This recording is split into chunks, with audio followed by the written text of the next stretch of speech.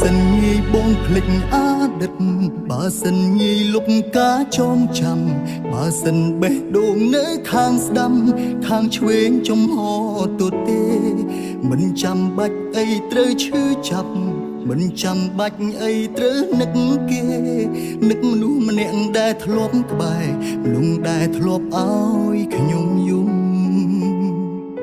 ធ្លាប់យំស្ទើរតែអស់ទឹកភ្នែក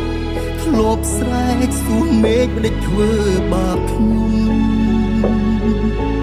គេថាគង់តែភ្លេចគង់តនអាលបងខំចង់អ្នកណាចង់ក្រមគ្រា